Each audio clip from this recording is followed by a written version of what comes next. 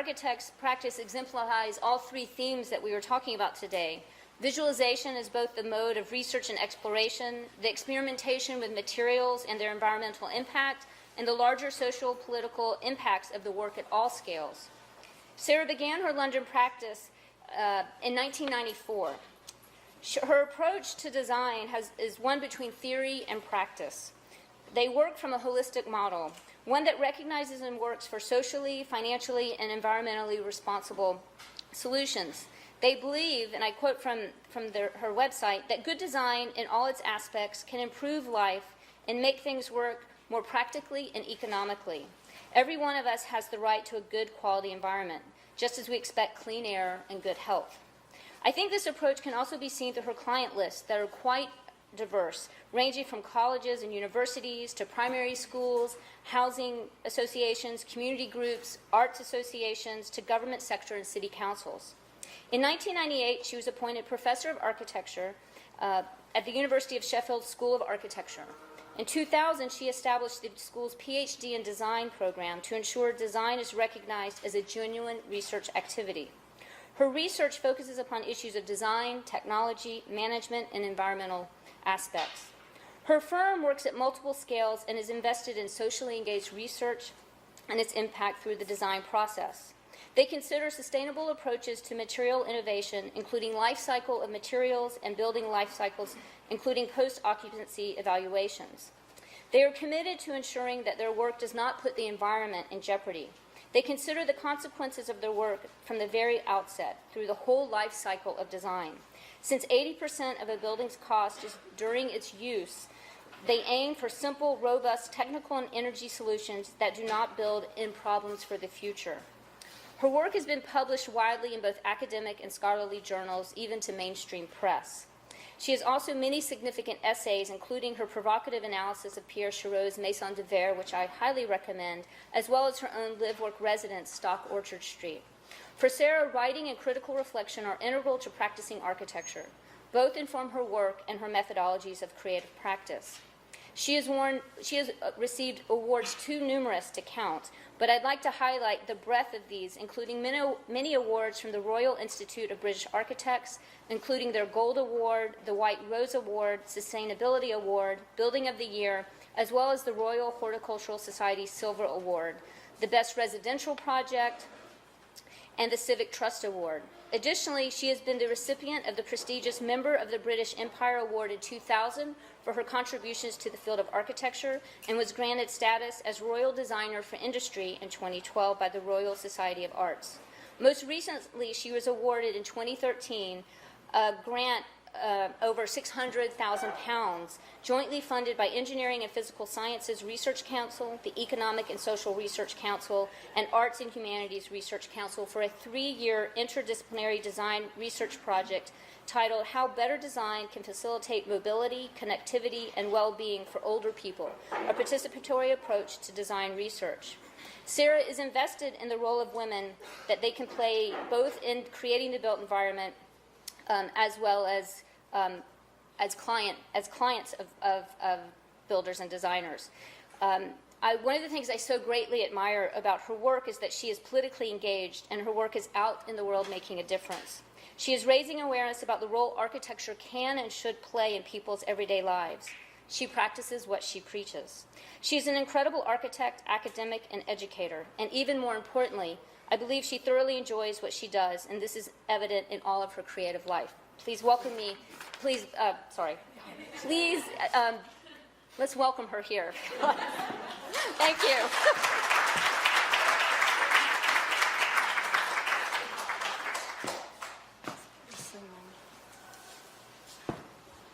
Thank you, Laurie. I feel I don't need to give the lecture now. Can you all hear me okay? Yeah? Okay, well, firstly, I'd like to say welcome and thank you for your invitation to speak here today and your wonderful hospitality for the last couple of days. It's always nice to come back to America, where we are divided by the common language.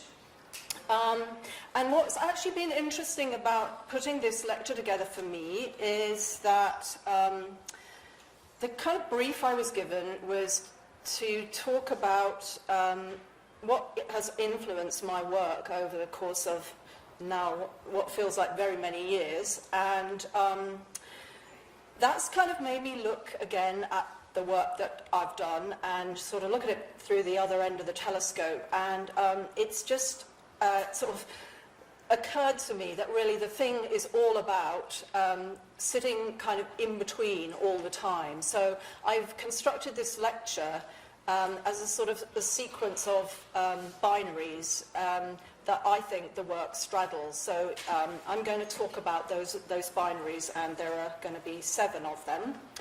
And I'm going to start really with, I mean, it's mainly sort of think a bit autobiographically, actually, and so I'm going to start with this, which is a rather bad diagram of how I've thought about how all the influences of my work are interrelated, and how they're linked. And obviously it's much more complex than this, but I mean, the boundary crossing and the kind of perpetual oscillation between practice and theory has been a kind of recurring theme right from the word go, really right from my very first practice experience. And I'm really interested in being a practitioner because for me, the idea of practice is exactly that. It's a kind of rehearsal. It's the testing of the provisional all the time, which is in any case, you know, you're working out what are the conditions in which you're working in order that you can respond to them, but that's a shifting situation all the time. And Stock Orchard Street, our project in yellow at the top there, has sort of, for me, become a real touchstone for the research that I would aspire to do, but actually that project is in a way very unique because the conditions of its production were completely unique and will probably be never be repeated, certainly not by me anyway. I never want to go through a project like that again. But actually, a lot of things have sort of sprung from that, and it's become quite a wellspring for various things that we've done, and which include, you know, writing and theorising and so forth. And every project we do is different because it responds to different conditions. And so in a way, I always think of us as having no brand. You know, it's the sort of Muji of architecture. I think one quite important thing to say is down on the left-hand side. I mean, my origins are in London. I was born and raised in London, and I'm coming from middle-class sort of intelligentsia there, but I went to university in Cambridge, which was for the first time in my life, it really came home to me how the ruling classes and the sort of intelligentsia in the UK work. And it's rather stuffy and self-satisfied institutional qualities really made me, for the first time, a kind of very aware political being. And so, although it made me quite angry, I think it was a real awakening for me, and it's been quite a defining moment. And I now teach in Sheffield, which is a town in the Midlands, which is very like Syracuse. It's a post-industrial steel city whose main industries now are education and medical science, biomedical science. So it's struggling to reinvent itself, and one of the things that the school is doing is a lot of outreach work and live project work with disadvantaged communities in there, and that's also coloured the kind of flavour of the work. But I think art practice is a major contributor to the way I think, and actually that came about when I was teaching at Kingston University in an art school department, and the kind of introduction to different ways of thinking and different ways of doing, and also the material life of artwork has become really important to me. So I'm going to start off with my first binary and really talk about this idea of practice and theory, and in this section I'm going to explore the kind of this very long-term sort of skewer that goes through all of my work about striking the balance between ideas and doing, and the importance of doing both for me. So I have often found in my work that the act of doing is actually the act of thinking, and actually it often works in that way. I'm following a hunch, and then I work out what I'm doing, and from that arises a set of ideas or theories or something. So, you know, the trajectory of what happens when you're designing, I think, is a really interesting aspect of being a practitioner. And I think that ideas and propositions are stimulated in reciprocity, and that they're kind of constantly chasing their tail, and that's what generates the ideas behind the work, and that's incredibly important. You know, it's not a linear thing, and I think it's a mistake that often people who work in theory alone don't quite understand. And I think the other key, really, for me, is that we're not seeking the perfect solution. I don't think there is such a thing as a perfect solution. You're in a cultural dialogue with the conditions under which you're asked to work. And so it's always going to be an imperfect product, and I think that's quite interesting. So we all understand the world through categorization, through systems and distinctions, and yet actually the problem with practice is that it's totally messy and contingent. And the push-pull between those categories is what I'm interested in, and sort of in the reconciliation of real-life situations with ideas and the contingent forces around. And actually, that's one of the reasons that I'm attracted to feminism in the everyday, because I think those are kind of theories that get played out in real life, and they force you to make judgments and be a thoughtful practitioner. And while I think theories of creativity tend to emphasize sort of rigor and systematic research, creativity that posits its origins in kind of genius, I think, are equally suspect, actually. And that because architecture is grounded in reality and kind of works from the bottom up, it's likely to be a more interesting and more kind of fruitful dialogue with the conditions that bring it into being. And that's why in our practice, you know, every single project you'll see is completely different, because actually the conditions that bring it into being are very different as well. Okay, so, I mean, my first example I'm going to talk about is this project, which is, for me, is a really seminal project. And it's the first sort of speculative experimentation into kind of this relationship between ideas and practice. And I was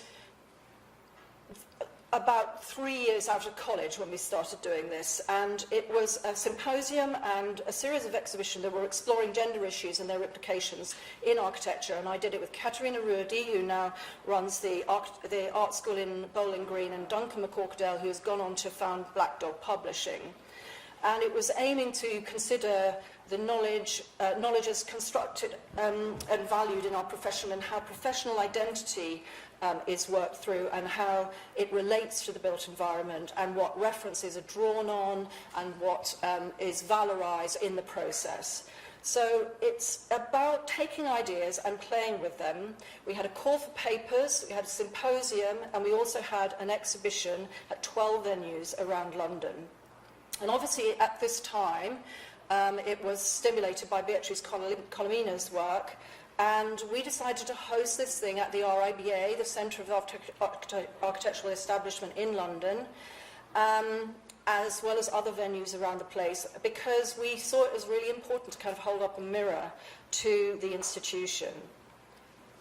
And it wasn't just ideas, it was about making propositions as well. And actually this is the setting for the main exhibition in the RIBA. It was in their front room, and the idea was really to sort of bring our mission to the heart of the establishment and sort of hold up a mirror, as I said. And it took the form of this meeting room, the big table, in a room that was painted dark green, intended to be very clubby and very sort of conservative, with work on the wall which was in gilt frames, and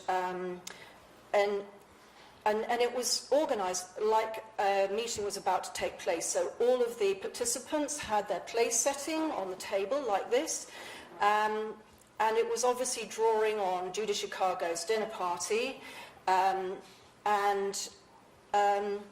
one of the pieces in it, which was actually both a paper but also an exhibit, was this piece by Claire Cardinal Pett, where she's standing there in relation to one of those pieces, which is a full-size drawing of the Owatonna Bank building by Louis Sullivan.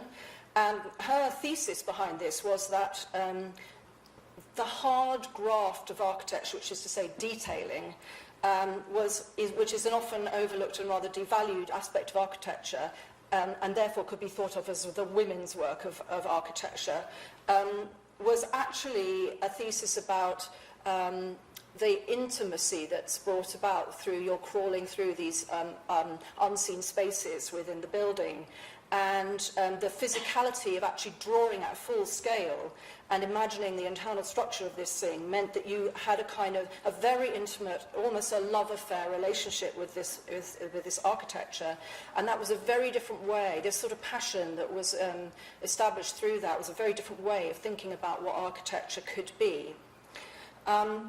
Then this is a piece of work by one of the students of Katerina, which aims to explore our ideas about sort of desire and repulsion, really, through an architecture that referred very explicitly to the body. And it's a kind of womb, but you crawled into it through an anus, so it had this dual sort of gender about it, and it sort of touches on issues about, your deepest unconscious as regards how we feel about our first home and our own sexuality and all the rest of it.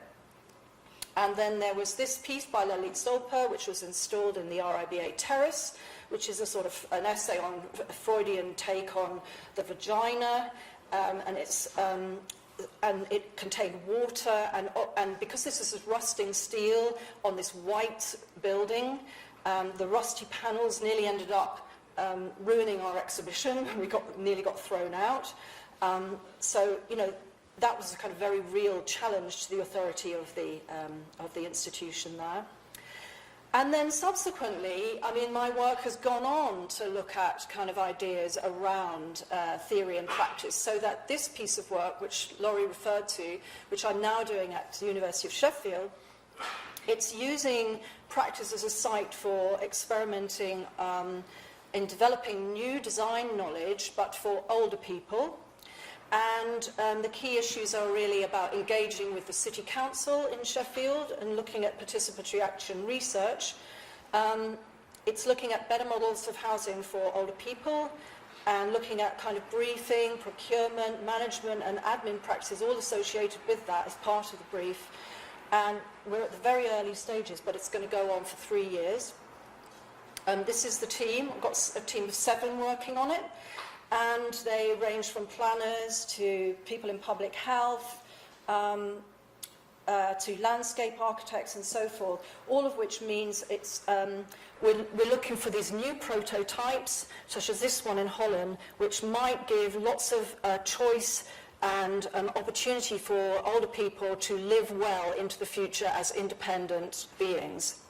So, these are 2 extremely different projects, but I think, from kind of at the very beginning of my career to where I'm at now, this idea that I've suddenly managed to kind of cement this oscillation between practice and theory in a well-funded research project is, to my mind, something that's quite exciting and but also really challenging for me at this point in time, because it's an enormous amount of work and it's I'm responsible for quite a lot of money.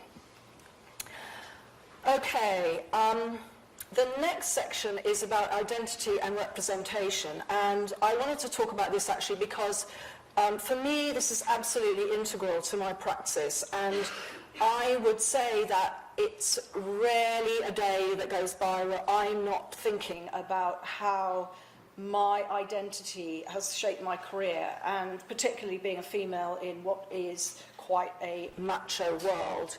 And actually this affects a whole number of different things, not just work, but also it colours how we get work, how we recruit staff, how we retain and incentivize our staff, how we deal with colleagues and collaborate together, how we relate to fellow consultants and so forth and so on.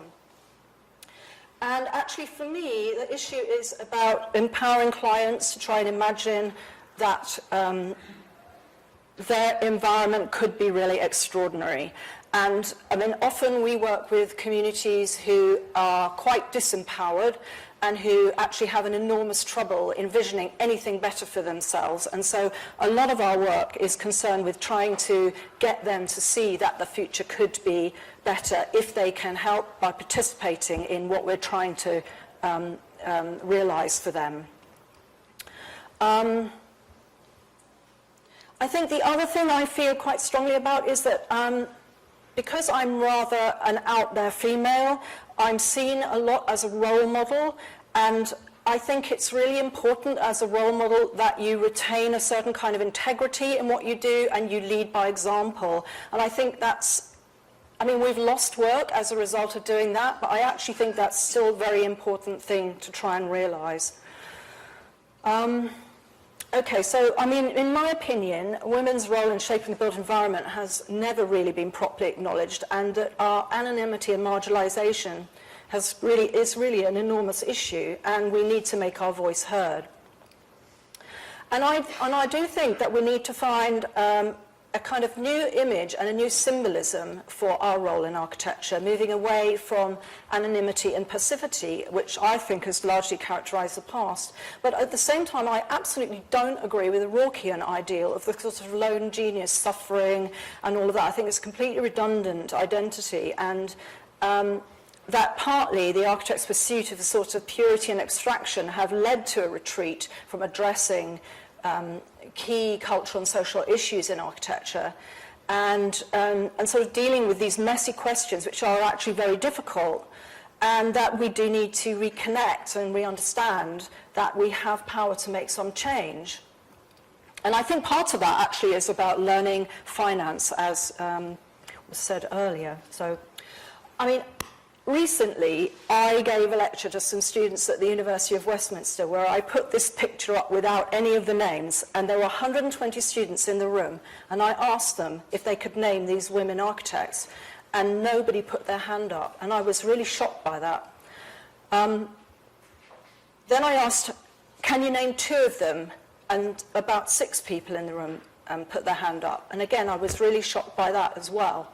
So I do think part of it is actually reclaiming the contribution that women make to architecture, reclaiming our history, and shifting the basis of knowledge. And that's still a key project, really. However, I do think that it's not just a question of numbers. There's been a lot of discussion about this in our press lately. And it's all about salaries and about childcare and all the rest of it. But actually, for me, the issue is about changing the values. And that is a much longer term project and much more difficult project. So, as I see it, male values are very much embodied in architecture and urban culture through the valorization of things like rationality, authority, objects, fetish, technology, and the real lack of a body sense. And that power, as these images portray it, exists and is granted by a kind of fraternity of others who also share those networks. And it's represented in this one on the right by the handshake, and of course the rule, which can mean both the regulatory systems, the measuring systems, and the logic and rationality that goes behind that. And obviously later on, things like knowledge of drawing at scale and the distancing from trade tools that the architect brings along in the Renaissance. And the overseeing eye and the secrets of the triangle, as the medieval Masons had them, and the Masonic authority, all are about kind of mastery and surveillance and distancing. And I think we need new narratives of self-determination which actually cut right across all of that and posit a different way of thinking. So it's about revising perceptions concerning who the architect is and what they do. It's about redefining the profession and its social contract, so getting back involved again and making architecture more relevant to its users, particularly the people who are not the clients, but the people who are going to be on the receiving end of our work. So the Renaissance model of the man at the center of the conceptual system, I think, has led us down routes to world destruction, militarism, industrialization, and environmental degradation, and we've got to do something about it. So we need a new model that makes accommodation with the world at large and finds us a sustainable place within it in codependency. And we need new images and mythologies to reimagine female creativity not as something scary and to be controlled, but as a reference point for grounding a new experience. And I love this image by Louise Bourgeois because it gives us a wholly new idea about what the female imaginary and creativity could be. And, you know, the difference from the images of, you know, the Leonardo man and all that are that, you know, this is a house and a body which are united. So the origins, the first place that we are housed, the womb, are all coming together here. It's the sort of the bulging belly that you see here, I think, is a reference to that, but obviously it's growing out of that. The hand is acknowledging and greeting us. And the house-body metaphor shows that occupation is actually more important than abstraction, and rather than seeking idealization, it sort of speaks of acceptance, and I think that's absolutely fantastic. Similarly, the feet are grounded in three-dimensional space, and the entrance or mouth is open and inviting. There are vast caverns in the basement. It's a kind of, the place of fear and repressed anxiety are actually open, and there are loads of rooms in the attic, which is the place of dreams. And yet at the same time, the face is very mute, it's sort of non-judgmental, and it's quite passive, and there's no gaze addressing us across the page. So it's inviting us to occupy that space in whatever way we want. So I think this metaphor of discourse and interaction rather than domination and abstraction is a really fantastic one. And it literally is an accommodation. And while I think it does speak about the kind of fears and so forth that we have, I think it also conveys a comfort of home and homecoming, which is really fantastic. Sorry about the theory, I'm over that now. But when I was sort of thinking about this in the early days, we were designing this little building, which is a tiny little space in the back garden for somebody in North London. And it's a room of one's own in Virginia Woolf's terms, and it's about a place for a female writer in the garden, away from the domestic world, and trying to speak to a place of imagination for somebody to go away and write in. So it's a woman's room of one's own, it's a cabin under the canopy of trees, and it's a womb with a view. And nowadays, what we're doing is working with women like this. This is the community around Sandal Magna School, which we finished about 3 years ago. And these women are the parents of the children who go to the school. And actually, in many ways, although this is a project for a primary school, these women are the people for whom this project is really addressed. And I think that's you know, when I realized that, this project took on a whole new life. This is a project for a new primary school in Yorkshire, not very far from where I teach in Sheffield, and it's serving a community about 80% Pakistani, 15% migrant, including Roma communities, and about 5% white, often economic migrants. And the school's vision was to help their children by helping their mums. And in this conservative Muslim community, the women they don't go out unless they're accompanied by a male relative. So they often have very little education themselves. They've often been brought over in arranged marriages, and they don't have a social network. And they're not hooked into any social or health networks. Many of them don't even speak English. So they have very little female support, and they don't have very many parenting or even life skills. So often children arrive at this school and they're underdeveloped and they're not really thriving. And their language and motor skills are often very weak as well, because the idea of a good child there is to sit in a corner and shut up. So the school makes it its mission to involve these mums and to help them improve their lives, and through this to improve the lives of their kids. And fortunately, the school is one place that the fathers allow their women folk to visit on their own when they drop the kids off at school. So what we did, the school makes it its mission to involve these mums, and the community room in this place is absolutely crucial to doing that. And what it does is it does outreach work with these mums in a place where they feel safe and they don't feel threatened. And what it does is it hooks them into the social security network, gives them English skills, it gives them parenting skills, and so on and so forth. And that's an absolutely crucial aspect to the work that this school does. And it does that on the back of normal funding.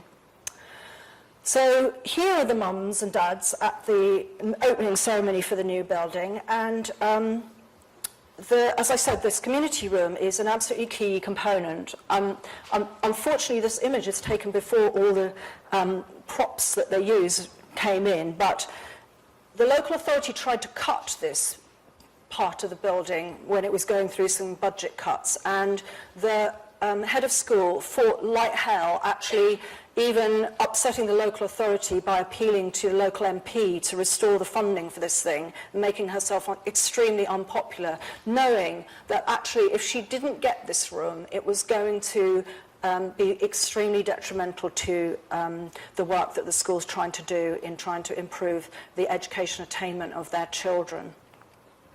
So the design provides designated classroom space and outdoor learning environments for children of different ages.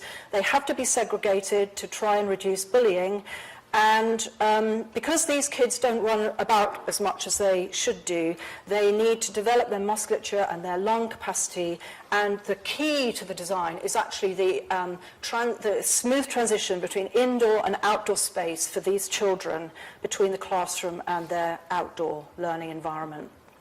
The covered play, which you see here, is also absolutely essential, so kids can burn off energy outdoors even in bad weather, and it's also a place to store all the trolleys and trikes and other things that they use.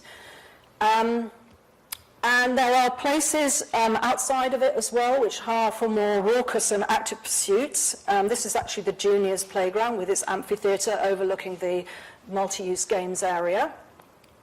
And the architecture provides space that, is intended for imaginative occupation and play, so that actually this is the library where we had intended these corrals to be a place where kids would sit and read a book internally, but look how the girls gather out there in the playground at lunchtime and form little groupings of people getting up to no good. And these other little windows are for displaying their work outside the group rooms. And because this is a building where they really believed in sustainability, we made all of this kit about how the building would work, including all the IT,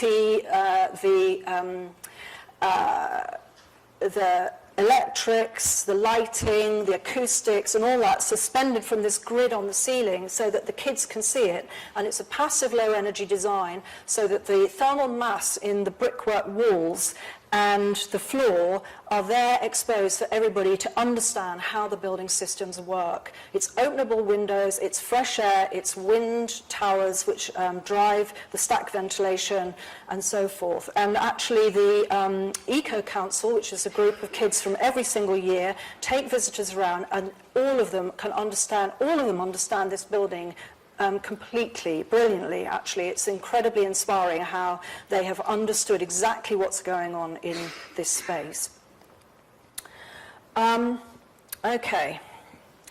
Well, my next category is about, or boundary that I'm crossing, is about the everyday and the special. And it won't now come as a surprise to you that I became very interested in the everyday. Kind of really as a reaction against the preciousness and abstraction that seem to characterize most of the conversations going around in architecture. And I think that on the whole, and I would include, my own education and a lot of the education that I have perhaps even taught in the past, deals in a kind of idealized and fictionalized architecture rather than in real lived-in space. And this idea of the sort of perfect product, I think, just doesn't exist. And I think that, obviously magazines and all media really contribute to that conversation by placing architecture as a kind of form of pornography, which bears very little resemblance to real life. So, you know, when you see the glass balustrades in a kind of minimalist house, I'm afraid I just can't stop thinking about, well, who's the poor cleaner that has to keep that thing looking completely pristine? And, you know, there was a TV program in London where an architect was featured who kept complaining about his kids leaving what he called rogue elements, i.e. their toys, on the floor. And his wife was in tears because he wouldn't allow her to put up curtains. Well, you know, in my opinion, if your architecture is not robust enough to have curtains or toys, then you shouldn't be an architect. So, I mean, I think this occurred at a time when I became aware of people's work like Lefebvre and de Certeau, and it sort of set me off on this train where actually it became, I mean, it's become a sort of foundational plank, really, for everything that I now do. And our house in London, Stock Orchard Street, is really an experiment in making a building. It's both a house and an office. It's a mixed-use project that could actually accept the everyday and still be fantastic, age well, and actually not worry about any of that stuff. So it's an essay in trying to accommodate and embrace and perhaps even celebrate the capacity of architecture to deal with the mess of everyday life and the transience and the dirt and the time and all of those other things that pass through the building. So, I mean, I think thinking about architecture as a backdrop for daily life really makes you think about a different set of values, really, of process over product and user over use and content over style and the temporal over the frozen and the everyday over the iconic and the multisensorial over the visual, and, you know, the in-between spaces as opposed to the object. Oh, don't know what happened here. Okay. I don't know what that slide was, but anyway, it's slightly put me off. But anyway, so, I mean, the project tries to embrace the idea of contingency through the way that it thinks about the plan of the building. And the dining table, which sits in that trapezoidal room there, in the cusp between these two elements, is the kind of icon for the confusion of living and working in the same building.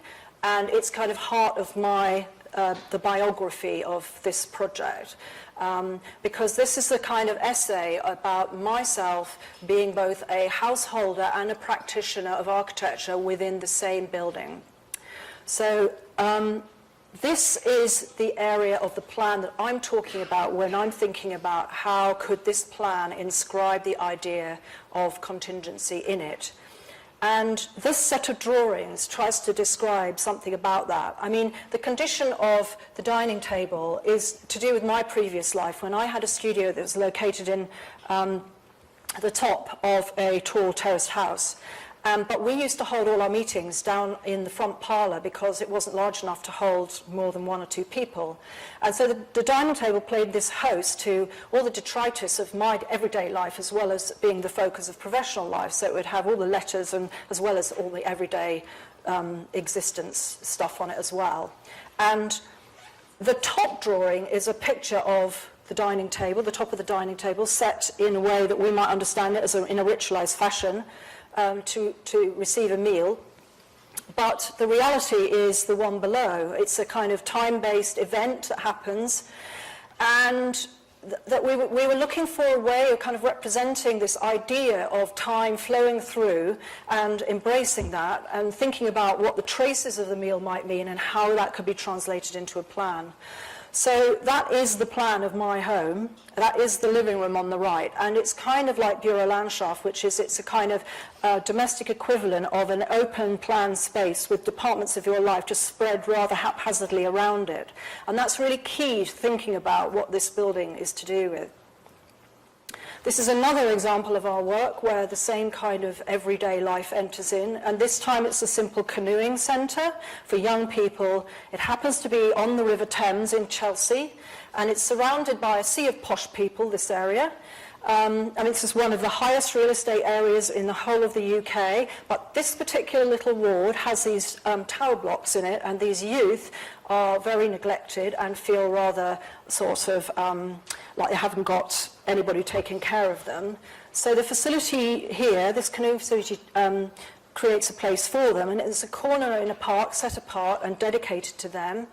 And often the kids who thrive here are those who are most disruptive and have been excluded from school, and they're able to kind of come here and be in a very non-judgmental environment where they're asked to then write up their experiences, and through the writing they get back confidence in all the things that they couldn't do well at school and therefore were excluded from because they were disruptive. So what's interesting about this project is that the park is used by a lot of different people. So here we've got some children, but there are painters painting the view. We've got houseboat residents moored adjacent. We've got older people, we've got young mams, and we've got, in particular, we've got a lot of drug addicts and sort of winos who come and sit under the shelters in this park. So it's a very contested area, and their conflicts between these users are very commonplace. And the toilets are always out of order and vandalised. So the new sheds have to sort of be very robust and look after themselves. There's no park keeper or anything like that. And they need to create a space set apart for these children where they can feel valued. So there's an elevated deck flanked between these two flanking pavilions, and that gives access onto the river. Over the top of the flood defence wall and down onto a floating pontoon, which is that through a slipway. And the changing rooms are fun, and they, at high level, they're lit by these high-level windows, which are protected from vandals by these holes that are integrated into the cladding, which you can see there. Now, this thing now has been up there for about 5 years, and it hasn't once been vandalised, and the kids sit on the steps, and they are very protective and sort of proprietorial about it, which, in my opinion, it means it's quite a successful story. Another one of these kinds of everyday projects is this one, which is a little classroom to teach kids with special needs, mainly in the autistic spectrum, in a school in Sheffield's Greenbelt. And it's a very simple form, a little barn-like building, sort of referring to some of the old farm buildings that used to be on the site. It has 2 rooms and some WCs, that's all. One of them's a soft playroom for getting exercise, and the other is a classroom or the learning space for teaching science. And for kids with special needs, that's done predominantly through demonstration. So they have a lot of props, and they're showing kids how the world works through this demonstration of natural phenomena and a sort of highly tactile environment.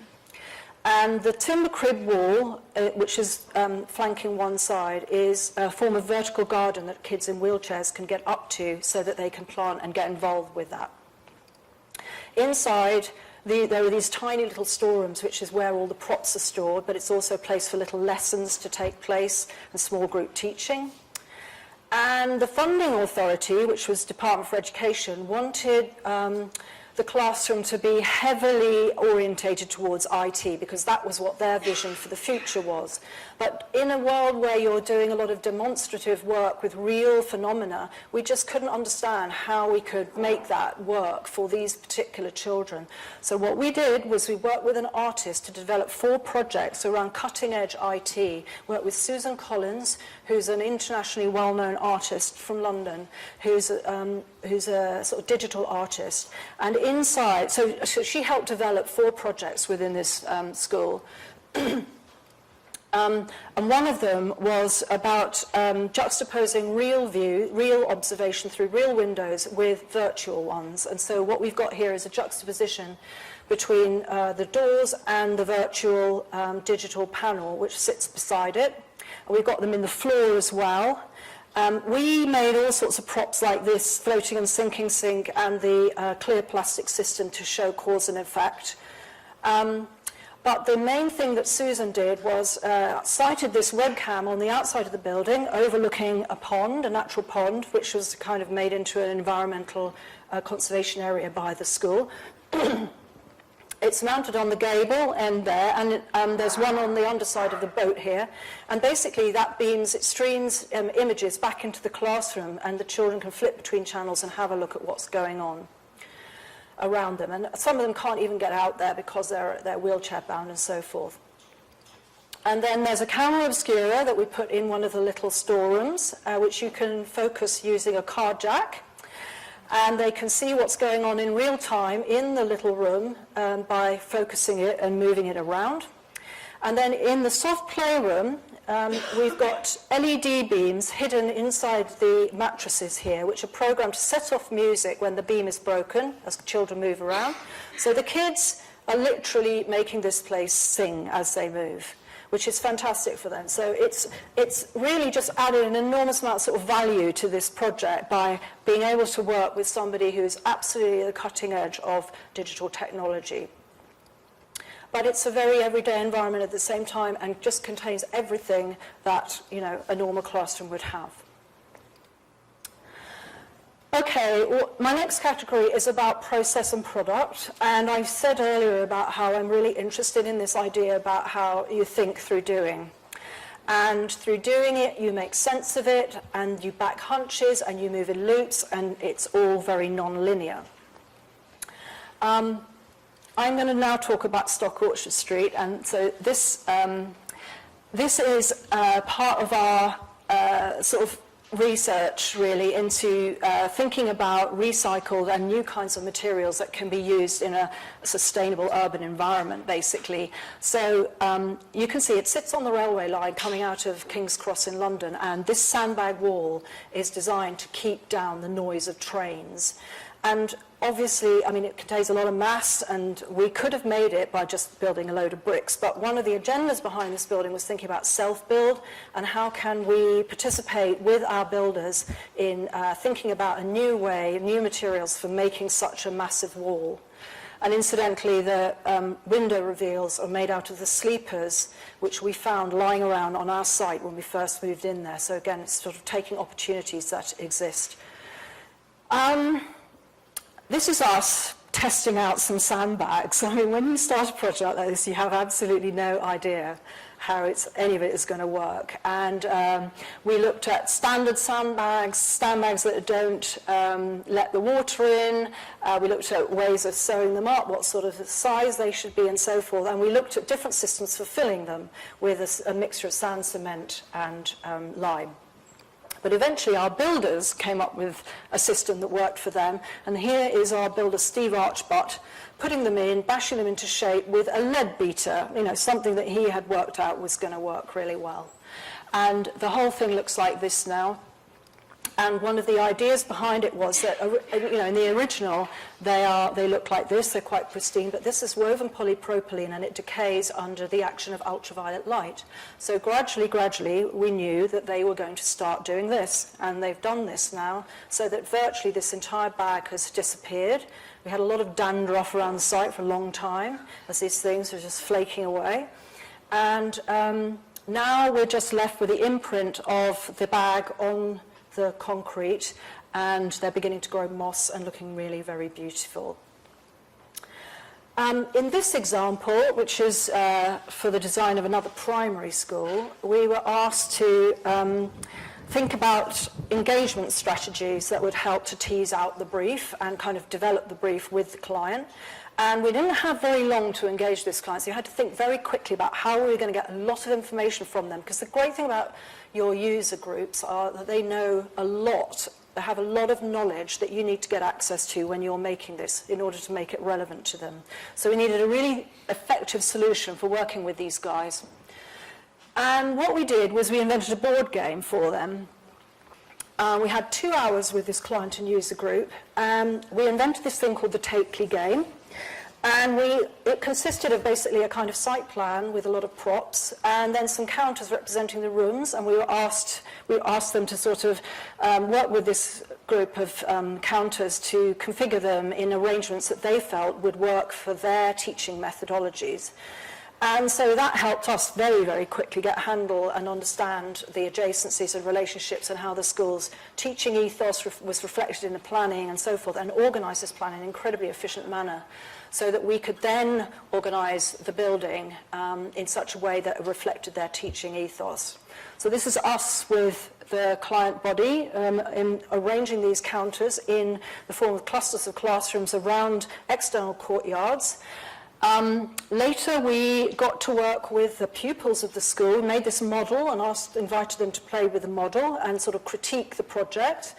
And we also spent a whole day in the school talking to the kids about their rituals of leaving home, how do they get to school, what do they do, where do they like to learn, how do they like to learn, what sort of things do they do, and so on and so forth. And actually out of all this, we developed this idea of this cluster of classrooms organised around an outdoor learning environment.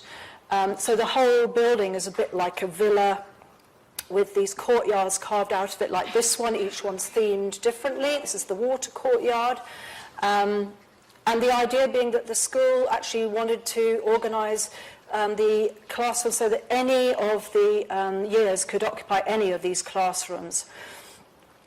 So they had to be fun and they had to be sort of have a didactic content to them. And it's also about trying to put sustainability on show so that, you know, phenomena like when it's raining, this whole thing is this fantastic big cascade. It's a pleasurable and learning experience for the children. The other thing we did is we engaged with them, as we do with most of our projects, looking at opportunities to discuss what their interest and actually their capability is in making a school a green building. And we used drawings like this. I mean, they're kind of cheesy drawings, but they're just very accessible and easy for them to understand both a way of life, but also a series of technologies which they can feel comfortable with, and it helps tease out what are the things that they feel they can do or want to do within the setting of their school. I mean, I think the use of unthreatening drawings is incredibly important because actually mostly people can't read plans, and so we have to find other ways of working with them. And in this case, the school wanted reading to be, and the library to be absolutely at the heart of the project. So this drawing shows the library hub where pupils and teachers work on either side of a wall studying together. And then there's a little mezzanine gallery above which gives onto a deck, which allows kids to get up there and look at weather monitors and talk to each other in the classroom and have outdoor classes. And then these little pictures above are about the sequence of entry and how you can see the library even as you walk into the school, and then the route around the building gets you to arrive at the library, which is at the hub of the crossroads of the circulation system. So here's that deck with kids running around and the entrance to the school there. And here's the library with the way up into that little mezzanine. So there's lots of kiddie-sized spaces in there where they can go away and read a little book. Here's the entrance. You can see back into that courtyard with the deck beyond there. And then, my next category is about expertise and collaboration. And I think this is a really kind of crucial issue, and it's teased out in the last project that I showed you, because actually I think the role of the architect is really to work with the people who are going to be using your building, but to know when to back off and glean information and work with them, but at the same time add something completely unique in a way that design does, which actually makes their world much better for them. And that's an oscillation between being a leader, but also being a collaborator. And it's a very, very subtle and difficult thing to do, and you learn it through extreme patience and long, hard work, actually, and you sometimes get it wrong.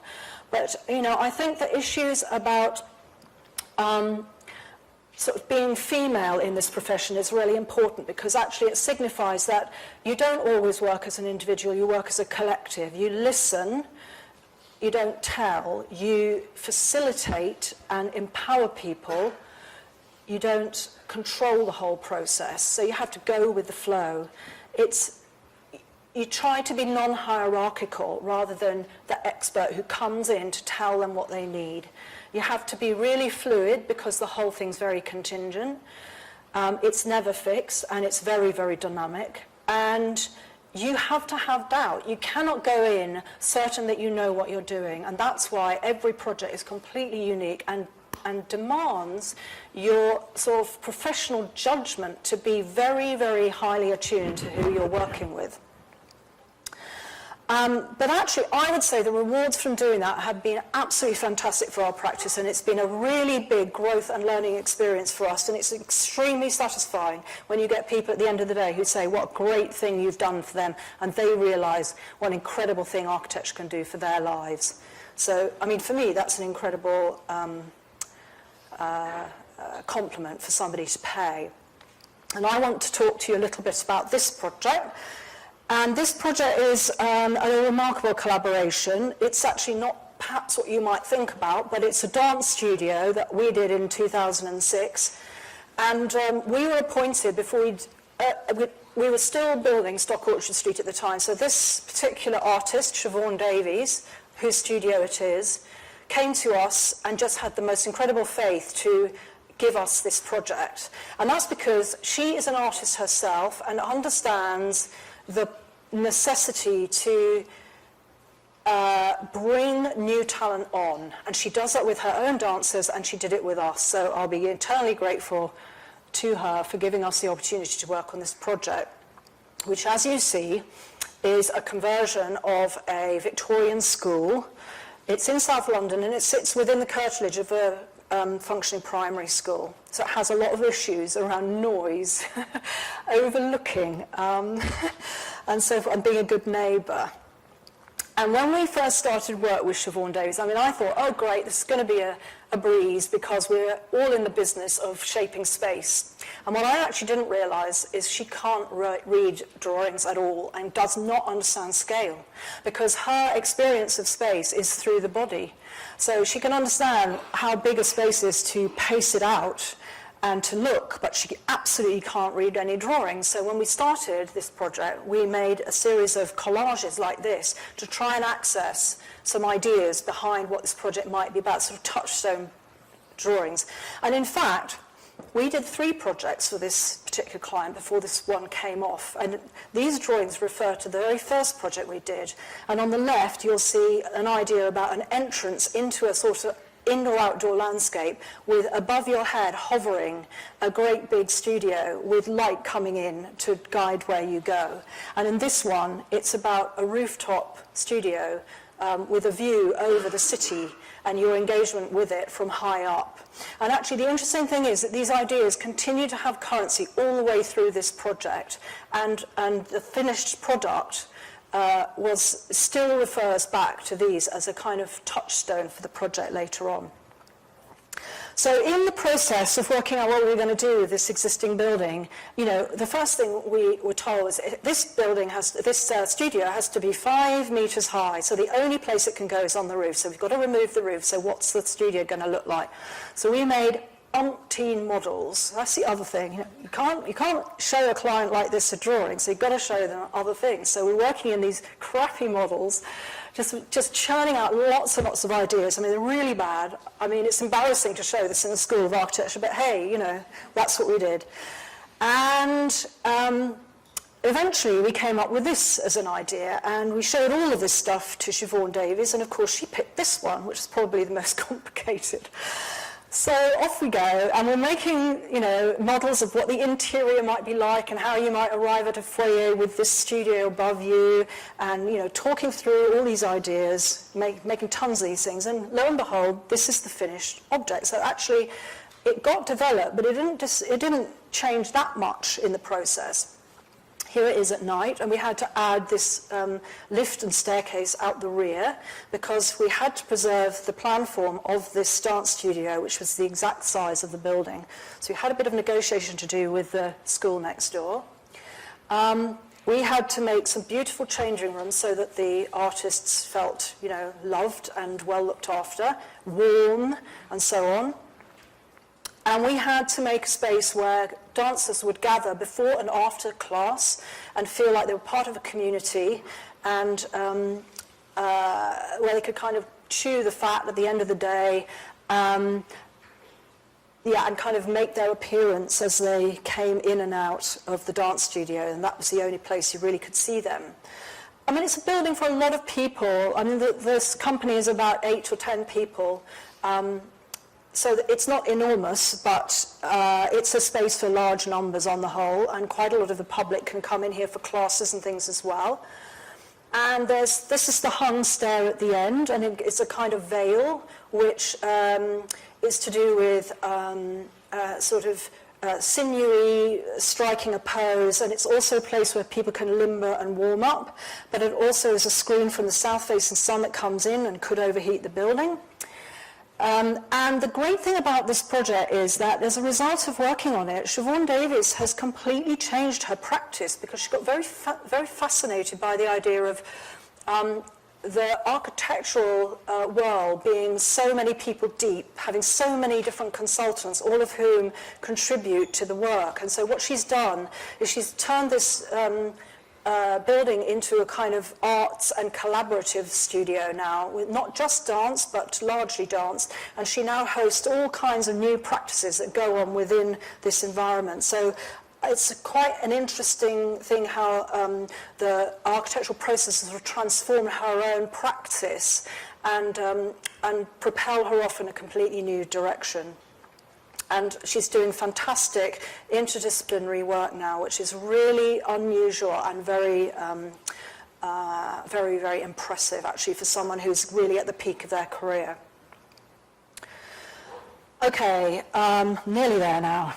So I wanted to talk about innovation and reiteration, because I think this is one of the things about our no-brand brand, which is quite difficult and hard to resist, actually. And I mean, this idea that collaboration can open new worlds to you, I think is really, really important. But at the same time, I often really yearn to sort of consolidate and plough the same furrow over and over again. And I think that's a really difficult balancing act that we're constantly sort of striving with. So in this project, we were invited to Olympia to take part in a big trade show, and we were asked to design a place for eating. And I thought, well, I can't just do a dining room, that'd be so boring. And at that point in time, I was very interested in food and architecture. So we thought we'd have a little bit of fun with this thing, and we would translate the idea of a place for eating into an edible place. So we made this installation entirely out of flour. And this whole thing then consists of a sort of bags of flour that form the back wall, and the floor, which is covered in a mattress of bread loaves, and there's a phyllo pastry screen here, which really lets this beautiful diaphanous light through, and the bread baton light slouches on the floor. And I mean, actually, how we got away with this, I don't really know, because I think it's kind of an amazing and daft project, and I think they must have thought we were completely barking. But it's a very nice thing to do in a very short space of time, to just play with a little project like this. With Stock Orchard Street, we did an enormous amount of R&D, technical R&D on this, to kind of answer a lot of the questions that we were asking, which were to do with how can we find sustainable self-build technologies, waste technologies that would work in this environment. And actually, one of the things we did was we were invited to participate in this building exhibition up in Birmingham, in one of the massive exhibition centres they have up there, where we developed this bale wall technology, and this is it. This was part of what was called Facades for the Future, where we were in an exhibit besides Future Systems Lord's Centre with its kind of really slick aluminium curved facade. And this was the solution we came up with, which was a bale wall with this polycarbonate outside so that you could actually see what was going on inside. And we were really playing with this idea of the kind of slick and the hairy being juxtaposed to one another. But by the time we'd applied our work to Stock Orchard Street, we developed that technology a little bit further, so it was a very, very good opportunity for us to sort of gain knowledge and develop the thing. And we were able to convey that to 15 friends who came around one weekend to build this 20-metre-long wall with us, which we did do in one single weekend. So it was actually a very simple way of doing it and really, really effective. And it's got a U value of about 0.13, so it's great stuff. And that's what it looks like now. It still looks like that, actually, behind the polycarbonate sheeting. It's a bit like a kind of cheesy science exhibit, but there you go. And the other thing we did was we were looking at the technology of gabion walls and trying to use it in a load-bearing capacity rather than a shear capacity. And interestingly, when we got this kind of pile of rubble which turned up, our builders decided to edit out all the coloured pieces and put them in the gabions so that it was entirely grey. And when I asked them why they'd done that and why it wasn't coloured, they said, well, we thought you'd like it like that. So affecting a kind of aesthetic control over the thing, which I had no idea they would be doing, but actually which I think is rather beautiful. Now we're doing a lot of housing work, and latterly we got very interested in forms of housing which are trying to future-proof housing for the future and look at their ability to adapt and change. So this is a project where the plot has a kind of major and a minor part to it with a shared garden. It's 5 metres wide and 18 metres long. And the basic configuration, which is shown in orange here, has ground, first and second floors from left to right, and the numbers represent different options, and it's looking at how it could get changed and adapted over time.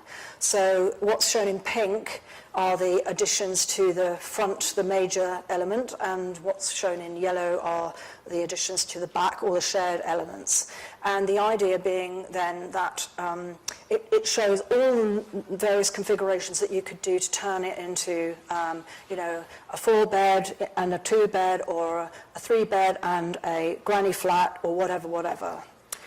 And we're really interested in an idea of kind of what you might call slack space, which is space where it's unprogrammed, where it's able to accommodate a whole range of different activities, where you can imagine what those activities might be, but it's not rigidly programmed and can accept a kind of wide variety of different things that go on.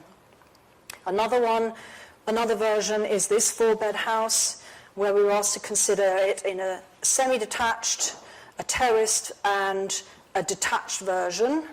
And we were looking at all the different things that could be done with it, including here a version with a granny flat that can be separated off, a version with a home office which can be separated, a shared household for lots of adults, and the potential for splitting the development into flats for later on as well. So this idea of sort of keeping flexibility and sort of longevity built into the very architecture itself. I mean, my final piece is really about detachment and engagement, and really that's about sort of taking an ethical stance towards the issues that we meet out in architecture. And I mean, I'm really always quite shocked by how architecture sort of is still very much connected with the sort of patronage, an old-fashioned patronage system.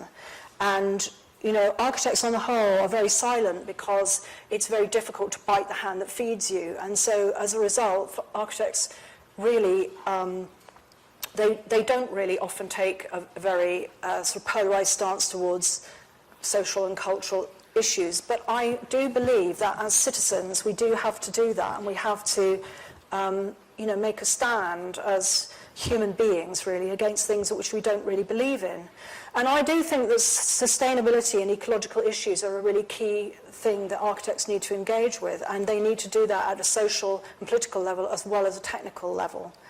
So And I personally also think that climate change is the most fantastic gift and opportunity to architects to invent and to be creative. And rather than seeing it as something which is cramping our style and which is sort of this constant and monetary thing to us, actually if we could only liberate ourselves and see it as something that's a great provocation for invention, then I think we'd be getting on a lot better.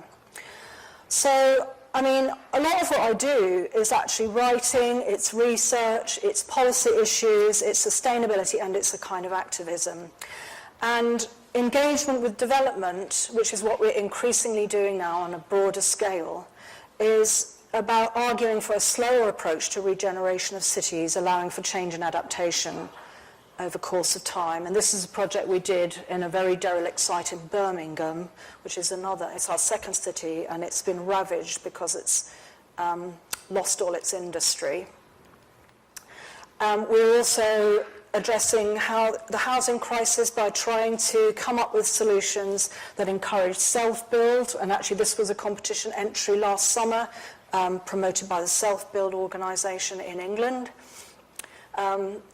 We're also working with co-housing groups, helping them to define their own self-determination for their environment. And these are some studies looking at a site in Hackney in East London, looking at different ways of carving that up, which give expression to the values of this particular co-housing community. And helping think about how people who start working now might be living there into their old age, and how that world has got to change and adapt to address their changing needs as well. And what actually it means to be a co-housing community within an inner city environment. And obviously there's publication as well. So I talked earlier about desiring practices, and this is the book and the catalogue, which was published, which records what we did. My book on Stock Orchard Street is looking at trying to record the ideas, the design, the technology, and actually also the reception in the public realm of the project, which was quite extreme at the time. And it's also trying to talk in a new way about architecture in a very accessible way. I mean, it's got beautiful images in it, and it's got lots of different kinds of writing in it from all kinds of different people, including my builder, who wrote an essay. And it's really about trying to describe the all-encompassing narratives that architecture can embrace, and giving voice to all the different people who are involved in making it. And then, of course, there are journal articles and magazine articles, and indeed Grand Designs, which is a DVD of the television program which was made about the process of building our house, which went out on television in 2001 and is still being repeated to this day and comes around every 4 to 6 months. And every now and again I meet someone in the street who goes, I saw you on telly the other day. So, you know, I think it's about communicating about the processes and the thinking about architecture to a really broad audience in order that we show what the value of the work we do is, and we try and engage people in all kinds of different ways in it.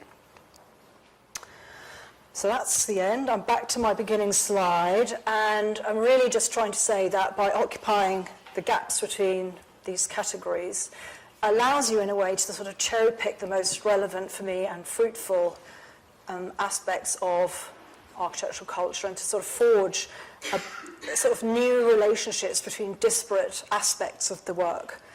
And actually to me, although that's an awkward position in many ways, I also think it's a very highly potentially highly inventive position to take up, because actually you get to choose what bits you play with and what bits you want to bring together and what new insights you want to create out of that. So really, in conclusion, I just want to say that although I think it's not an easy position to adopt, I think it actually is an interesting one, because it allows you to slightly take a critical distance to the world of architecture and to the things you know quite well. And I think being aware of your relation to other things actually makes you a little bit more responsible and kind of answerable to the things that you're engaging, and make judgments about whether they're worthwhile. And to me, that's the architecture of self-determination. Thank you.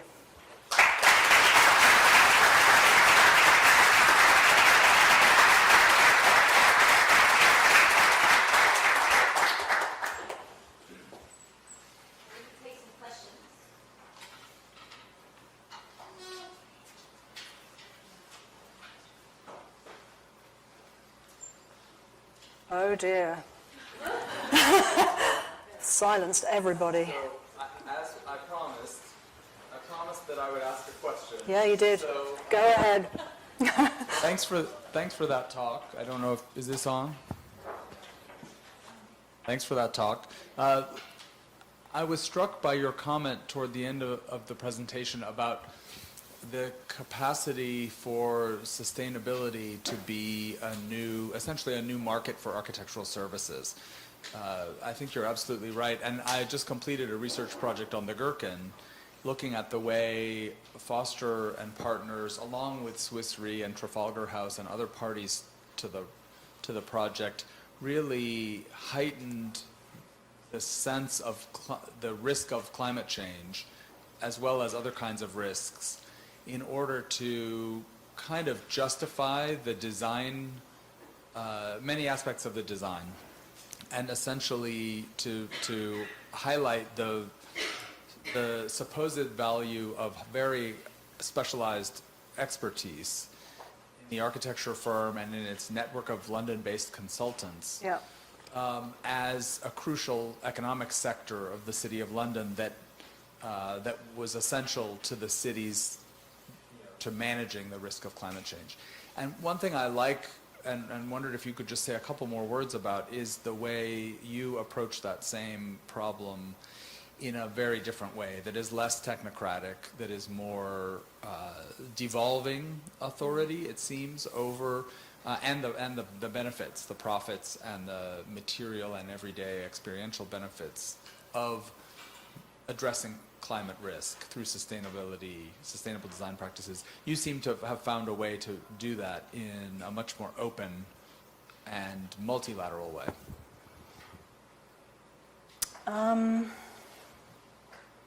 Well, I think the way I approach the problem, if you like to call it a problem, is sort of diametrically opposed to Norman's. I mean, I think there is a bunch of architects, and I think he represents one, who sort of do what they do and then they post-rationalize it and call it green.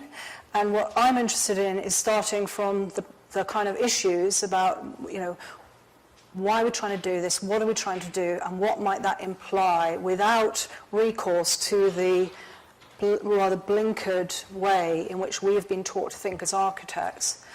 I mean, technologically, I'm also completely sort of at the other end of the dial from Norman, because I'm not interested in high tech. It doesn't interest me at all. In fact, I'm not really interested in mechanization.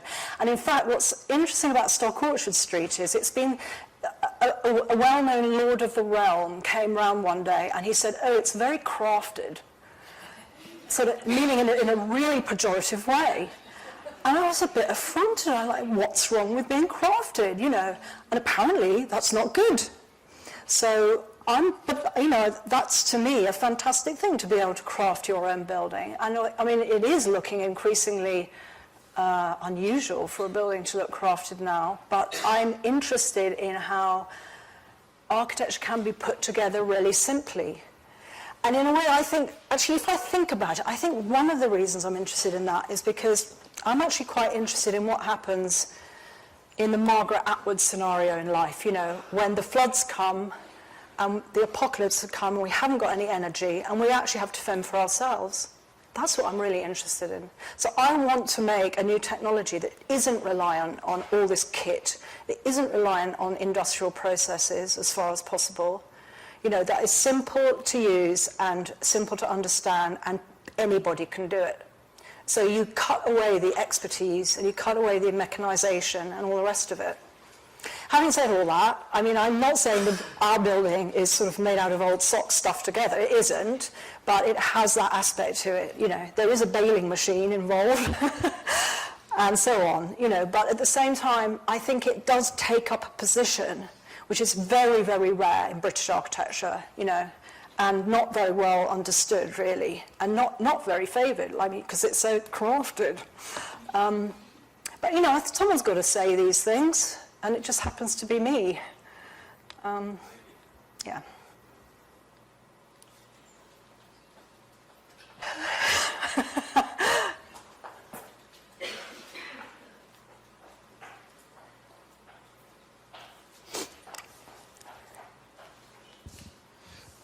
Yes. I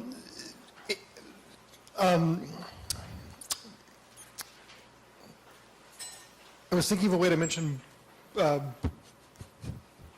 British architecture, despite my very sketchy kind of knowledge of that, what you just did. So I'll just plunge ahead. Your work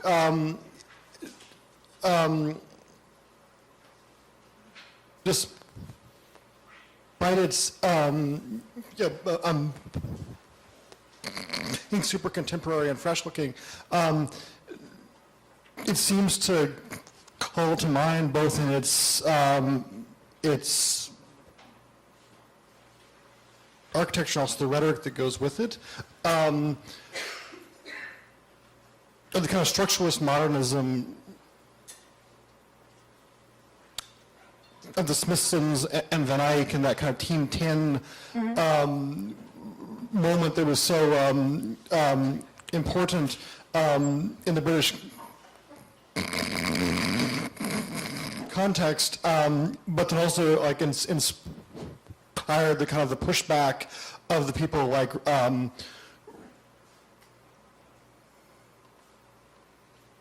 Rowe and Sterling and Jenks and those guys, and then also this other kind of high-tech mode where ecological issues become technological issues, and this kind of a technocratic, apolitical, experimental approach organizes things. And so when you're talking about engagement, how do you think the site of that engagement, and are you attempting or suggesting a return to that mode of structuralist kind of reading of culture, reading of society, and kind of intervening in that, not so much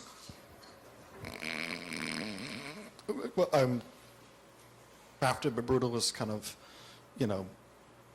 mode. Is that, I'm sorry, is that long? I don't really know how to answer that.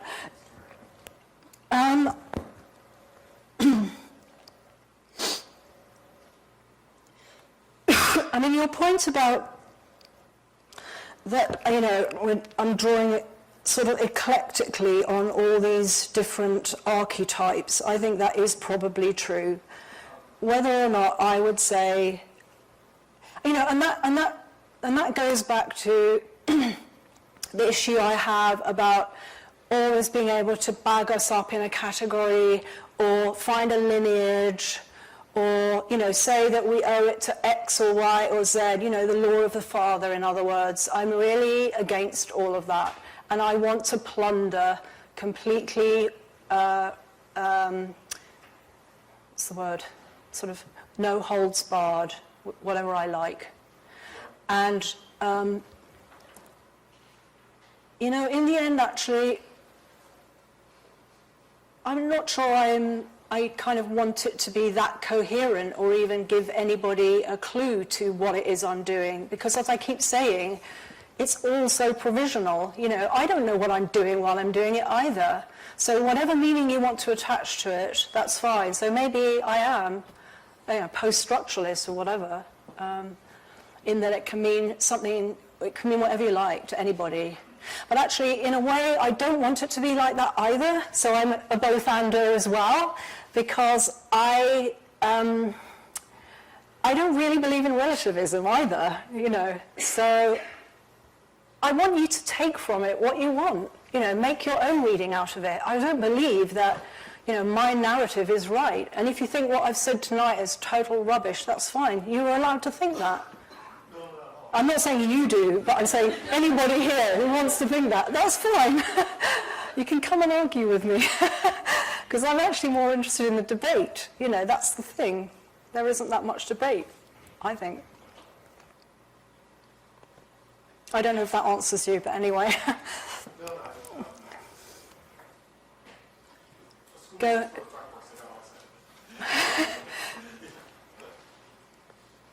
Firstly, I'd like to say that I found the presentation... Sorry, I can't hear you. Could you... Firstly, I'd like to say that I found the presentation very interesting. I mean, in the sense of its quality itself, I felt it was extremely inspiring. Having some previous experience with working with a firm that was focusing on sustainability, I just have a question about, it's great that there is so much quality in the work that you're doing, but isn't there an issue of quantity as well? Like, when you're working on maybe projects that have a larger influence when you're talking about an urban scale, or when you're talking about cities that require larger buildings. I was able to work at a firm where they use bamboo and local materials for their construction, and it was extremely inspiring when it was for a smaller project, and it was very interesting to work on site and develop a process on site. But isn't there a larger demand? Isn't architecture's responsibility kind of becoming much more widespread, or its responsibility is to much more people than just a few local... So you're talking about sort of scaling up? More towards scale. Bigger scale? Yes. Yeah. Of course. But, yeah, I mean, I don't know how big you think our practice is. How big do you think we are? Guess. Make a guess. 10 in an office? 4. 4, okay. Yeah. So there's a limit to what we can do, right? There's a limit to the jobs that we get. And, you know, procurement practices make it virtually impossible for us to work in the public sector at the moment, because everything is risk averse. You know, we don't have the turnover, blah, blah, blah, you know. So we'd love to do bigger projects, but the only way we can do that is by joining forces with somebody bigger. Once you do that, you lose your autonomy. And actually, bigger firms don't want to partner with us because they don't see the value in it. They just don't see what they've got to learn.